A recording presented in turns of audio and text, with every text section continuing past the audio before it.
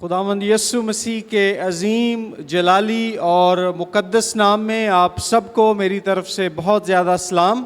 آج کے پیغام کا عنوان ہے فکر نہ کرو، فکر نہ کرو، اور میرے ساتھ حوالہ نکالیں متی رسول کی انجیل، اس کا 6 باب اور اس کی 25ویں آیت سے 34ویں آیت تک، باب کے آخر تک ہم کلام مقدس میں سے پڑھیں گے۔ متی رسول کی انجیل، اس کا 6 باب اور اس کی 25ویں آیت سے 34ویں آیت تک۔ کلام مقدس میں یوں لکھا ہے، یسوع مسیح اپنے شاگردوں سے یہاں مخاطب ہیں اور وہ بیان کرتے ہیں، اور بھی لوگ یہاں پر موجود ہیں جن سے وہ اس حوالے میں بات کر رہے ہیں۔ اس لیے میں تم سے کہتا ہوں کہ اپنی جان کی فکر نہ کرنا کہ ہم کیا کھائیں گے یا کیا پئیں گے، اور نہ اپنے بدن کی کہ کیا پہنیں گے۔ کیا جان خوراک سے اور بدن پوشاک سے بڑھ کر نہیں؟ ہوا کے پرندوں کو دیکھو کہ نہ بوتے ہیں نہ کاٹتے، نہ کوٹھیوں میں جمع کرتے ہیں، تو بھی تمہارا آسمانی باپ ان کو کھلاتا ہے۔ کیا تم ان سے زیادہ قدر نہیں رکھتے؟ تم میں ایسا کون ہے جو فکر کر کے اپنی عمر میں ایک گھڑی بھی بڑھا سکے؟ اور پوشاک کے لیے یعنی لباس کے لیے کیوں فکر کرتے ہو؟ جنگلی سوسن کے درختوں کو غور سے دیکھو کہ وہ کس طرح بڑھتے ہیں، وہ نہ محنت کرتے نہ کاٹتے ہیں، تو بھی میں تم سے کہتا ہوں کہ سلیمان بھی باوجود اپنی ساری شان و شوکت کے ان میں سے کسی کی مانند ملبس نہ تھا۔ پس جب خدا میدان کی گھاس کو جو آج ہے اور کل تنور میں جھونکی جائے گی ایسی پوشاک پہناتا ہے، تو اے کم اعتقادو، تم کو کیوں نہ پہنائے گا؟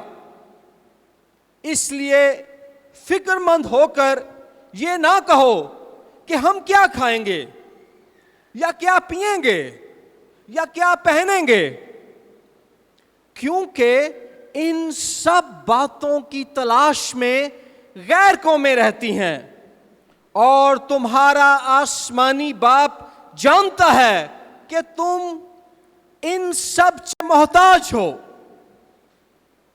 بلکہ تم پہلے اس کی بادشاہی کی اور اس کی راست بازی کی تلاش کرو، تو یہ سب چیزیں بھی تم کو مل جائیں گی۔ پس کل کے لیے فکر نہ کرو، کیونکہ کل کا دن اپنے لیے آپ فکر کر لے گا۔ آج کے لیے آج ہی کا دکھ کافی ہے۔ خداوند کے کلام کے پڑھے، سنے اور سمجھے جانے پر اس کی برکت ہو۔ آج کے پیغام کا عنوان جس طرح سے میں نے پہلے بیان کیا ہے، فکر نہ کرو۔ اس دنیا میں ہر انسان کسی نہ کسی طور سے فکر مند رہتا ہے، اور تمام لوگ جو ہیں مختلف طریقوں سے اپنی فکر مندی کی جو حالت ہے اس سے ڈیل کرتے ہیں۔ ایک شخص تھا جو بہت زیادہ فکر مند ہونا شروع ہو گیا، اس قدر فکر مند ہونا شروع ہو گیا کہ اس کی زندگی اجیرن ہو گئی۔ اس نے فیصلہ کیا کہ وہ کسی اور شخص کو ملازمت پہ رکھے گا، اور جو ہے اس کو جو ہے 5 लाख रुपए महाना तनख्वाह देगा और उस शख्स की जिम्मेदारी ये होगी कि ये इस शख्स की जगह फिक्रमंद रहे, ये इसकी फिक्र ले ले। तो जिस शख्स को उसने हायर किया उसने बड़ी खुशी से वो मुलाजमत कबूल कर ली। उसने कहा 5 लाख रुपए महाना और मैंने करना ये है कि इस शख्स की जगह फिक्रमंद नजर आना है, तो इसमें क्या बुराई है। उसने कहा ठीक है जी, मैं आपके लिए काम करने को तैयार हूं। जब मुलाजमत पर उसका पहला दिन था तो उसने अपने मालिक से पूछा, उसने कहा सर एक बात मुझे आप बताएं कि मेरी तनख्वाह के लिए 5 लाख रुपए हर महीने कहां से आएंगे। तो मालिक ने जवाब दिया, ये तुम्हारी फिक्र है। तो दुनिया में मुख्तलिफ लोग मुख्तलिफ तरीकों से फिक्रमंद होते हैं। ये हवाला जो आज हमने कलाम में से पढ़ा है, इसमें यीशु मसीह सिखाते हैं कि यीशु मसीह के पैरोकारों का, शागिर्दों का फिक्रमंदी के बारे में कैसा रवैया होना चाहिए। याद रखें कि ये हवाला यीशु मसीह के पहाड़ी वाज में से मैंने लिया है। पहाड़ी वाज का आगाज मत्ती की इंजील के 5वें बाब से होता है और 5वां बाब, 6वां बाब, 7वां बाब, ये तीनों चैप्टर्स जो हैं 5, 6 और 7 मत्ती की इंजील में, इन्हें हम कहते हैं sermon on the माउंट, पहाड़ पर दिया गया यीशु मसीह का वाज। और इस वाज के बारे में, इस पैगाम के बारे में कहा जाता है कि जैसी अहमियत पुराने अहदनामे में कोहे सीना पर जब खुदा ने कौम इस्राएल को शरीयत दी, यहूदियों को शरीयत दी, जो मकाम यहूदियों के नज़दीक कोहे सीना पर दी गई शरीयत का है, मसीहियों के नज़दीक वो मकाम पहाड़ी वाज का है। फिर पहाड़ी वाज को मसीहत का आइन भी कहा जाता है, क्रिश्चियनिटीज कॉन्स्टिट्यूशन। किसी इदारे, तंजीम या मुल्क का आइन इस मकसद के लिए तैयार किया जाता है कि उसकी रोशनी में लोग अपनी जिंदगी और मुल्क को चला सकें। मसीही जिंदगी कैसे गुजारनी चाहिए, यीशु मसीह हमसे कैसे तर्ज़े जिंदगी का तकाजा करता है, वो हमें पहाड़ी वाज में मिलता है। सो पहाड़ी वाज जो है क्रिश्चियनिटीज कॉन्स्टिट्यूशन, मसीहत का आइन है। फिर इसे ये भी कहा जाता है ये यीशु मसीह की बादशाही का मंशूर है। जब कोई सियासी जमात इलेक्शन लड़ती है तो वो अपना प्रोग्राम पेश करते हैं, वो अपना एजेंडा देते हैं कि हम हुकूमत में आकर ये काम करेंगे, ये हमारा मंशूर है। और पहाड़ी वाज नए अहदनामे में ईमानदारों के लिए यीशु मसीह का दिया गया मंशूर है, उसका प्रोग्राम है कि इस तौर से मसीह के पैरोकारों ने इस दुनिया में, इस जमीन पर जिंदगी गुजारनी है। जब खुदावंद यीशु मसीह ने उनसे ये बातें की कि फिक्र ना करो, खुदा ने कौम इस्राएल को चुना कि वो दुनिया की कौमों के लिए बरकत का बायस बने। लेकिन पुराने अहदनामे में हम पढ़ते हैं, पहले वो खरूज की किताब में जिक्र है कि वो मिस्र की गुलामी में चले गए। खुदा ने मूसा के वसीले से उन्हें आज़ाद किया। उसके बाद इसकी बजाय कि वो कौमों में नूर बनते, रोशनी बनते, दूसरी कौमों के लिए बरकत का बायस बनते, 587 कबल मसीह में यहूदी लोग बाबल की असीरी में चले गए, बाबल के गुलाम बन गए, हैकल तबाह हो गई, यरूशलेम शहर को मस्मार कर दिया गया। फिर बाबलियों के बाद फारसियों के मातहत हो गए। और यीशु मसीह के आने से पहले 63 कबल मसीह में رومیوں نے ملک اسرائیل پر حملہ کیا اور اس پر قبضہ کر لیا، اور جس عہد میں یسوع مسیح منظر عام پر آتے ہیں اور خدا کی بادشاہی کی منادی کرتے ہیں، اس وقت یہودی لوگ، خدا کی قوم، رومی سلطنت اور ان کے بادشاہ کیسر کی غلامی میں ہیں۔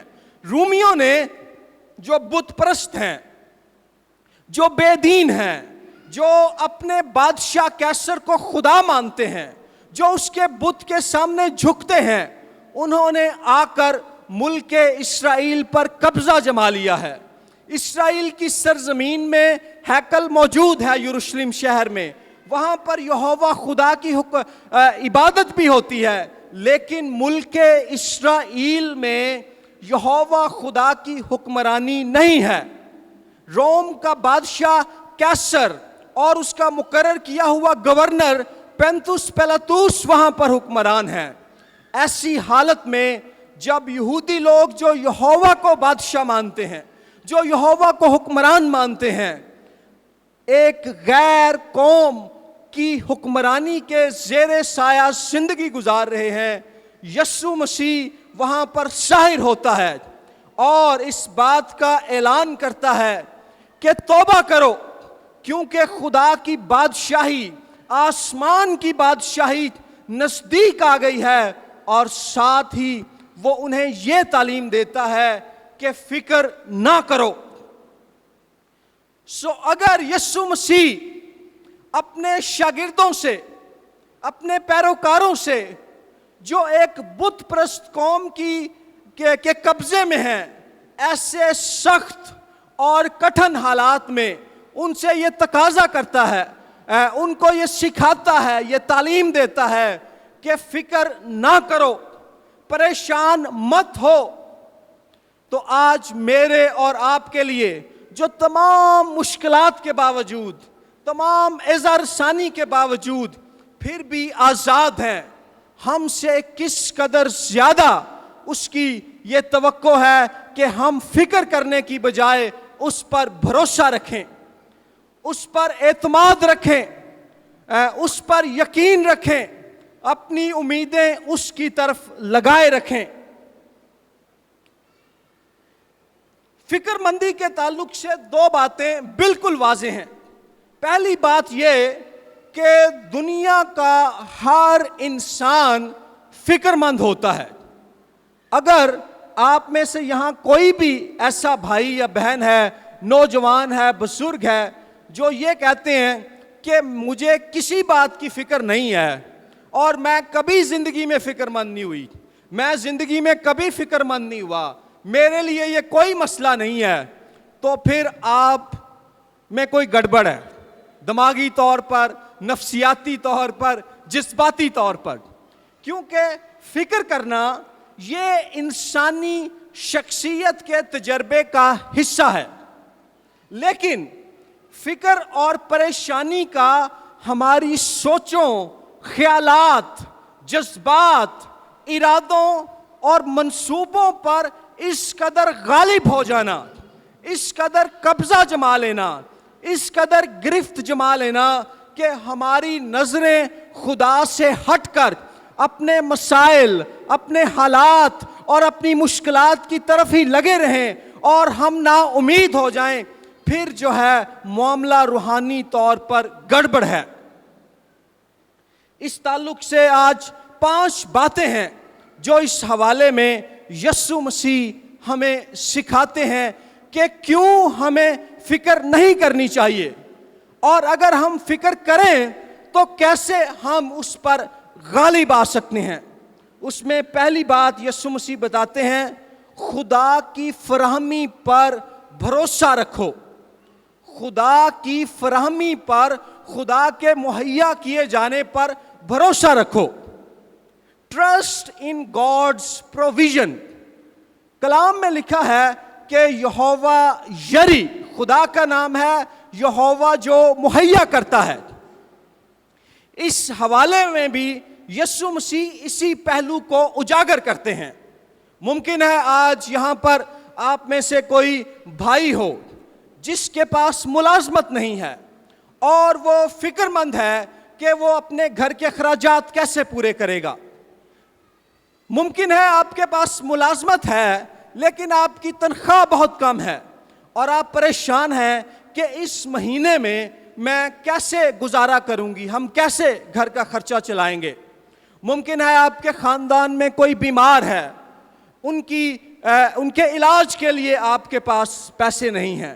ممکن ہے آپ نے کسی بچے کی فیس پے کرنی ہے, یا یہاں پر کوئی اسٹوڈنٹ ہے جو اپنے آنے والے سیمیسٹر یا ایڈمیشن کے بارے میں فکر مند ہے کہ اس کے پاس کہاں سے وسائل آئیں گے.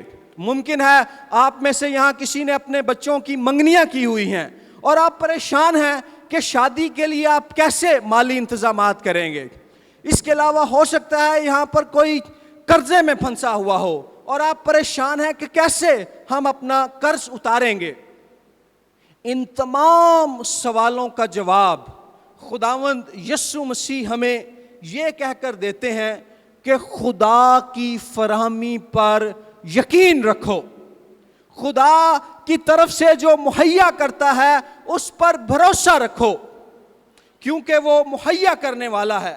اور دو باتیں ہیں, جو دو مثالیں ہیں اس حوالے میں جو یسوع مسیح ہمیں دیتے ہیں. پہلی مثال ہے ہوا کے پرندوں کی. جس زمانے میں یسوع مسیح بات کر رہے ہیں وہ ایک دیہاتی علاقہ تھا. وہاں پر اگر جو ہے سیلاب آ جاتا تھا یا بارش نہیں ہوتی تھی تو دونوں صورتوں میں اناج تباہ ہو جاتا تھا یا اناج اگتا ہی نہیں تھا. لوگوں کے لیے کھانے کو کچھ نہیں ہوتا تھا. یسوع مسیح نے کہتے ہیں کہ یہ جو پرندے ہوا میں اڑتے ہیں ان کی طرف غور کرو. نہ تو یہ کوئی بیج بوتے ہیں, نہ ہی یہ کاٹتے ہیں, نہ ہی ان کے پاس کوئی اتنا بڑا گھر ہوتا ہے کہ یہ سٹور کر لیں, نہ ان کے پاس کوئی بینک اکاؤنٹ ہے, نہ ہی انہوں نے کسی دے نال کمیٹی پائی ہوندی ہے, نہ ہی انہوں دا کوئی رشتہ دار ہے جڑا امریکہ یا آسٹریلیا یا انگلینڈ رہ رہا, چلو باجی نو فون کر لیں گے, بھائیوں نو فون کر لیں گے, وہ ہیلپ کریں. یسوع مسیح کہتے ہیں کہ ان پرندوں کے پاس کچھ بھی نہیں ہے. تم ان کی چہچہاہٹ سنتے ہو, تم ان کو اڑتے ہوئے سنتے ہو, لیکن جب خدا نے ان کو خلق کیا ہے, جب خدا نے ان کو پیدا کیا ہے اور وہ ان پرندوں کے لیے جو شاید آج اس علاقے میں ہیں تو کل جب موسم تبدیل ہوگا تو ہجرت کر کے کسی نئے علاقے میں چلے جائیں گے, جب خدا ان کے لیے مہیا کرتا ہے, جب خدا ان کو دیتا ہے, تو وہ تم جو خدا کے بیٹے اور بیٹیاں ہو تمہارے لیے مہیا کیوں نہ کرے گا.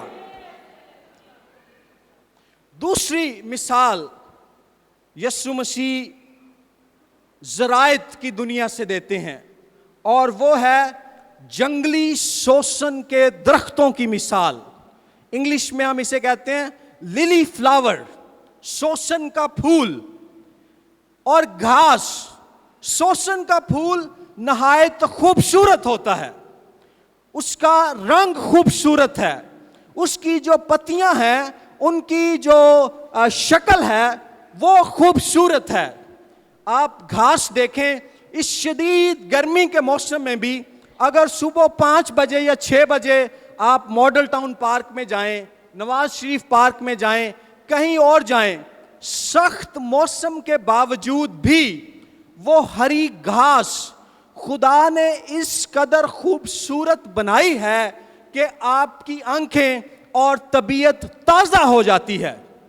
یسوع مسیح بیان کرتے ہیں کہ اے نادانو, اے کم اعتقادو, جب خدا سوسن کے اس پھول کو, اس گھاس کو, یہ پھول جو آج ہے اور کل مرجھا جائے گا, یہ گھاس جو آج ہے اور کل سوکھ جائے گی اور لوگ ان پھولوں کو کاٹیں گے, جلا دیں گے, لوگ اس گھاس کو کاٹیں گے, جلا دیں گے.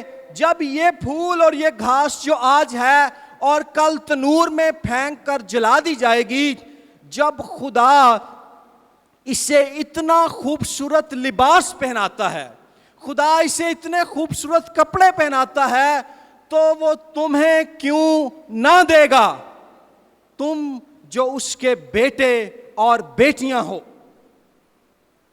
سو آئیں، جب ہم فکر مندی کا شکار ہوں، پریشانی اور نا امیدی کا شکار ہوں، تو ہوا کے پرندوں اور زمین کی گھاس اور پھولوں کی طرف دیکھیں اور اپنے آپ سے کہیں کہ جو خدا ان کے لیے مہیا کرتا ہے خوراک اور لباس، وہ میرے ساتھ بھی وفادار رہے گا۔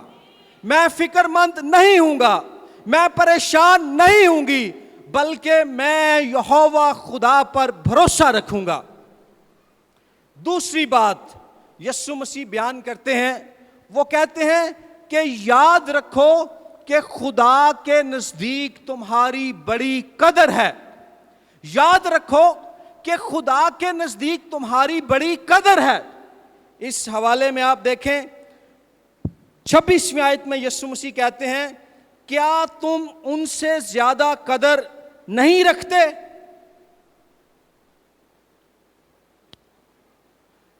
یسوع مسیح یہودی تھے، اور یہودی توریت میں اگر آپ پیدائش کی کتاب کا مطالعہ کریں تو اس کے پہلے باب میں لکھا ہوا ہے کہ جب خدا نے آدم اور حوا کو بنایا تو انہیں اپنی صورت پر بنایا۔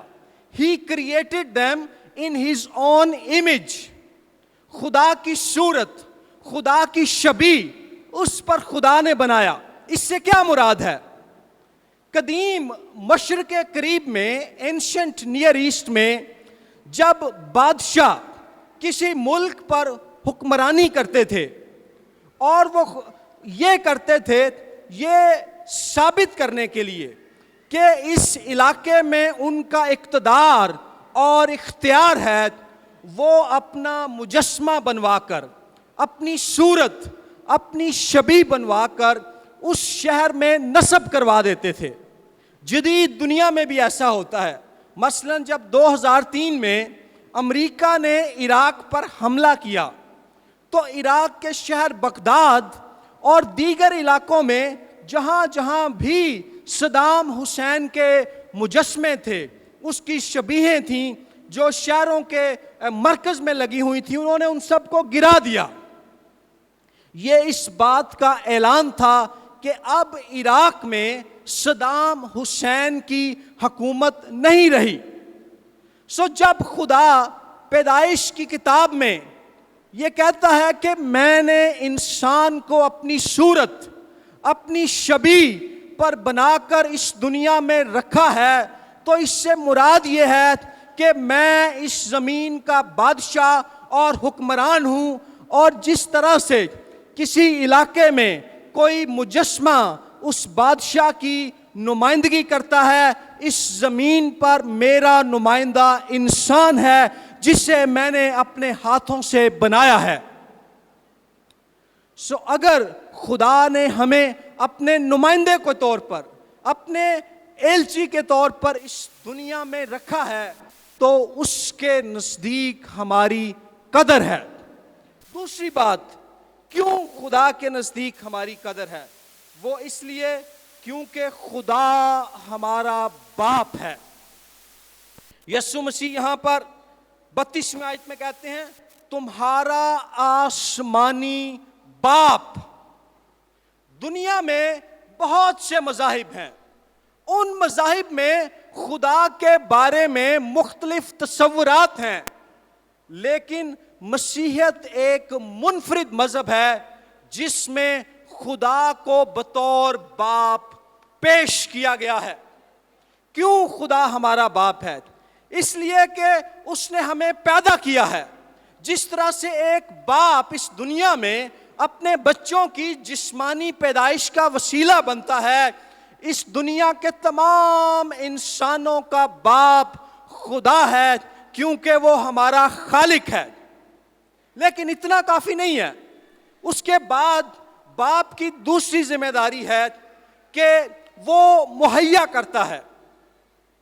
باپ اپنے بچوں کے لیے کام کرتا ہے، روزگار ڈھونڈتا ہے تاکہ ان کے لیے پرووائڈ کرے۔ آسمانی باپ ہماری تمام ضروریات کے لیے فراہم کرنے والا ہے۔ تیسری بات، باپ اپنے بچوں کی دیکھ بھال کرتا ہے، ان سے پیار کرتا ہے۔ خدا ہمارا باپ ہے کیونکہ وہ ہم سے پیار کرتا ہے۔ اور کئی دفعہ دنیا کے باپ تو اپنے بچوں کو مارتے ہیں، ان سے زیادتی بھی کرتے ہیں، اپنی ذمہ داریاں پوری نہیں کرتے، لیکن آسمانی باپ ایک ایسا باپ ہے جو ہمیشہ وفادار ہے، جو ہمیشہ ہمارے ساتھ ہے، اور جس کی محبت ہمارے لیے دائمی، ازلی اور لازوال ہے۔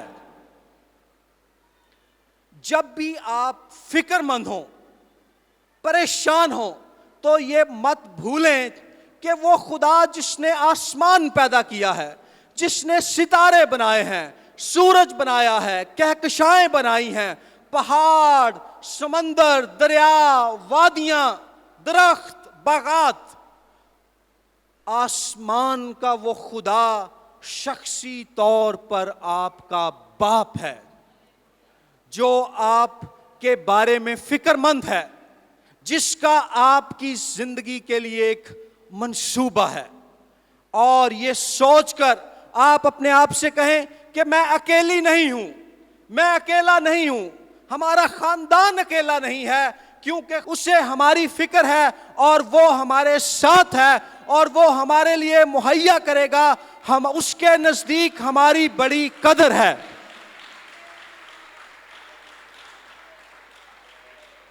دوسری بات یاد رکھیں، آپ کی خدا کے نزدیک قدر ہے، وہ آپ کا باپ ہے۔ تیسری بات یسوع مسیح بیان کرتے ہیں یہاں پر 33ویں آیت میں، اور وہ یہ ہے کہ فکر مند ہونے کی بجائے غیر قوموں کی طرح جو اس فکر میں رہتی ہیں، ہم کیا کھائیں گے، خوراک، ہم کیا پئیں گے، پانی، ہم کیا پہنیں گے، لباس، یسوع مسیح کہتے ہیں غیر قوموں کی مانند ان باتوں کے بارے میں پریشان ہونے کی بجائے خدا کی بادشاہی کی تلاش کرو۔ تیسری بات، خدا کی بادشاہی کی تلاش کرو، اور خدا کی بادشاہی سے مراد ہے خدا کی حکمرانی، خدا کا اختیار، خدا کا اقتدار، خدا کی حاکمیت۔ یہودی لوگ اس انتظار میں تھے کہ خدا کی بادشاہی آئے گی، خدا اپنے مسیحا کو اس دنیا میں بھیجے گا، اور اس بادشاہی کا آغاز یسوع مسیح کے آنے سے ہو گیا۔ یسوع مسیح نے تعلیم دے کر، بادشاہی کی منادی کر کے اور بیماریوں سے شفا دے کر، ٹیچنگ، پریچنگ اینڈ ہیلنگ، 3 کاموں کے ذریعے سے اس دنیا میں خدا کی بادشاہی کا آغاز کیا۔ اس دنیا میں یسوع کے وسیلے سے خدا کی بادشاہی کا آغاز ہو گیا ہے، اور اس کی دوسری آمد پر اس بادشاہی کا کام مکمل ہوگا۔ اور یسوع مسیح کہتے ہیں کہ تم فکر مند ہونے کی بجائے میری بادشاہی کی تلاش کرو۔ اس سے مراد ہے کہ اپنی زندگیوں میں خدا کی حاکمیت، خدا کی حکمرانی کے طالب ہو۔ روپیہ پیسہ تمہاری زندگیوں پر حکمرانی نہ کرے، فکر مندی اور پریشانیاں تمہاری زندگی پر حکمرانی نہ کریں، خوف اور نا امیدی اور بے یقینی تمہارے دلوں پر حکمرانی نہ کرے، بلکہ زندہ خدا جو بادشاہ ہے، جو حکمران ہے، جو اقتدار اعلیٰ کا مالک ہے، اس کی حکمرانی اور بادشاہت تمہاری زندگیوں، سوچوں اور رویوں پر ہو۔ آئیں، جب فکر مندی اور خوف ہمیں گرفت میں لینے کی کوشش کرے اور دشمن ہمیں نا امیدی کی تاریک وادیوں میں دھکیلنے کی کوشش کرے، تو اس بات کا اعلان کریں کہ یسوع مسیح میرا بادشاہ ہے اور میں اس کے اختیار میں ہوں، میری زندگی پر اس کی بادشاہت ہوگی، خوف, फिक्र, परेशानी, ना उम्मीदी मुझे झुका नहीं सकती. यस्सु मसीह मेरा बादशाह है और वो बादशाहों का बादशाह है.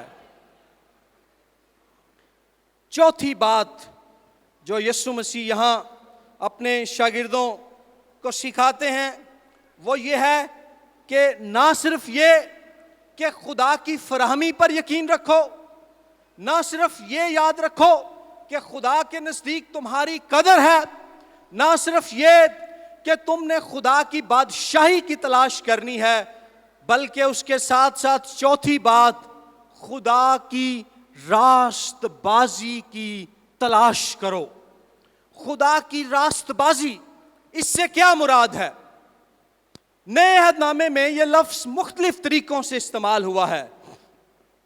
यहाँ पर खुदा की रास्तबाजी से मुराद है खुदावंद यस्सु मसीह की मानिंद जिंदगी गुजारना. यस्सु मसीह की मानिंद ऐसी जिंदगी जो खुदा पर एतमाद और भरोसे से भरी हुई है.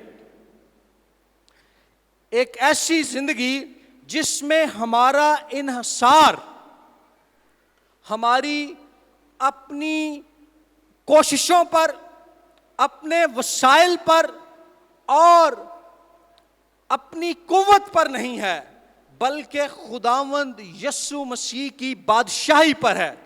एक ऐसी जिंदगी जो हर रोज इस इकरार पर मबनी हो कि खुदा मेरा बादशाह है, खुदा हमारा बादशाह है.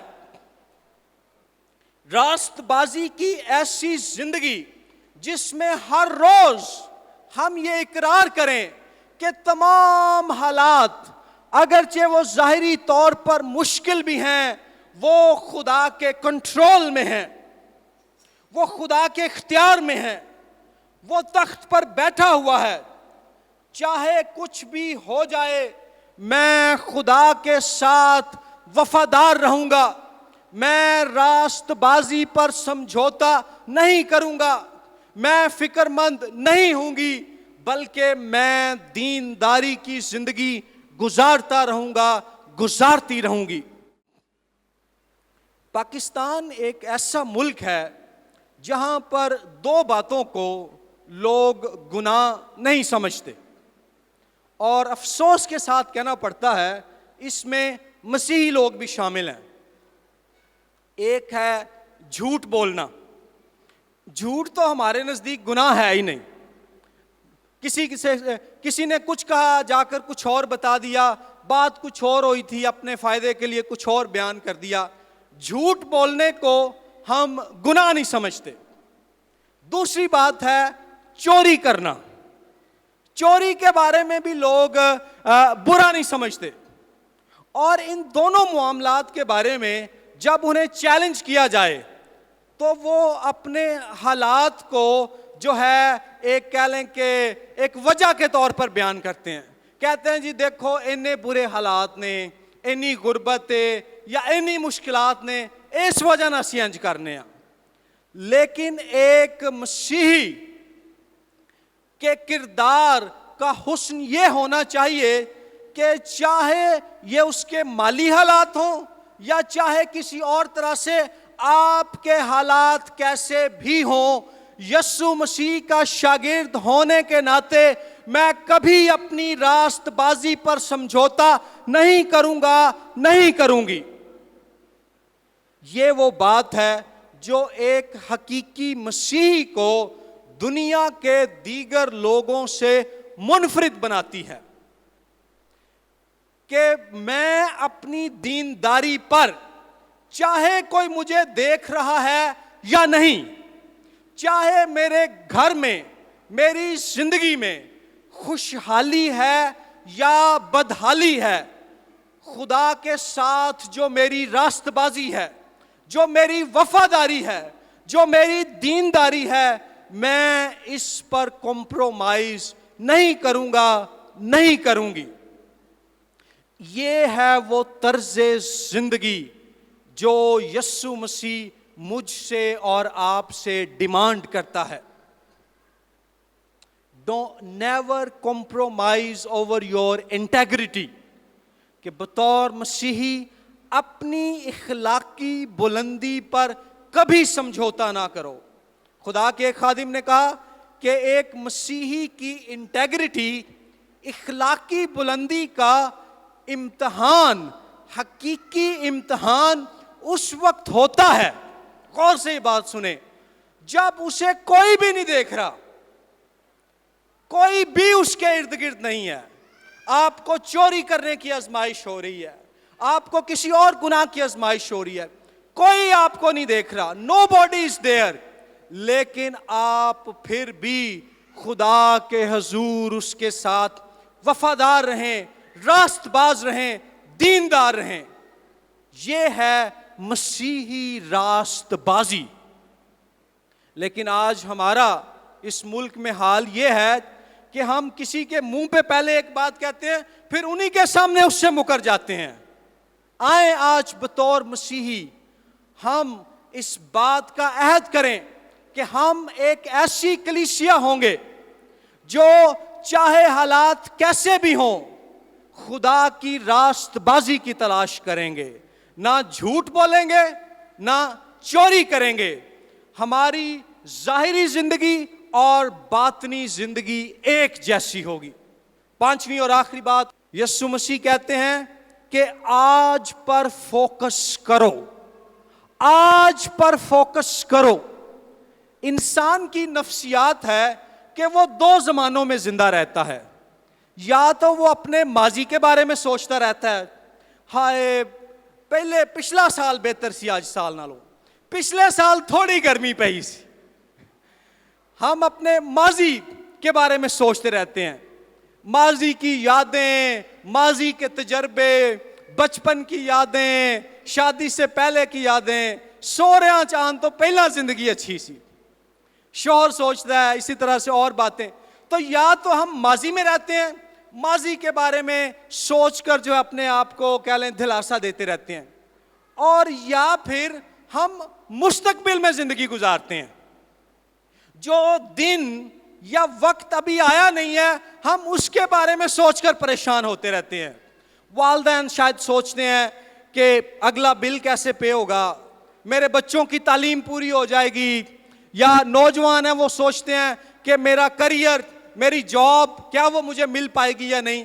انسان ماضی یا مستقبل میں رہ کر پریشان ہوتا رہتا ہے، لیکن یسوع مسیح آج ہمیں یاد دلا رہا ہے، اے نادانو، ماضی گزر چکا ہے، وہ واپس نہیں آ سکتا، مستقبل ابھی آیا ہی نہیں ہے. آج کے لیے آج کا دکھ، آج کے چیلنجز کافی ہیں، اس پر فوکس کرو. ماضی گزر گیا، مستقبل خدا کے ہاتھ میں ہے، لیکن یہ آج ہے جو اس نے تمہیں دیا ہے. جب بھی مستقبل کی فکریں، آنے والے کل کی فکریں آپ کو دبائیں، تو اس بات کا اعلان کریں کہ میرا مستقبل خدا کے ہاتھوں میں ہے، میں نے آج اس کی مرضی کو پورا کرنا ہے. یاد رکھیں، انہی لوگوں کا کل، اور خاص طور پر یہ بات نوجوانوں کے لیے ہے، انہی لوگوں کا کل روشن ہوتا ہے جو آج پر فوکس کر کے آنے والے کل کی تیاری کرتے ہیں. یسوع مسیح یہاں کہہ رہے ہیں پس کل کے لیے فکر نہ کرو، کیونکہ کل کا دن اپنے لیے آپ فکر کر لے گا. زندگی چ اینیاں پریشانیاں نے، وہ کل دی پریشانی بھی شامل کر لے.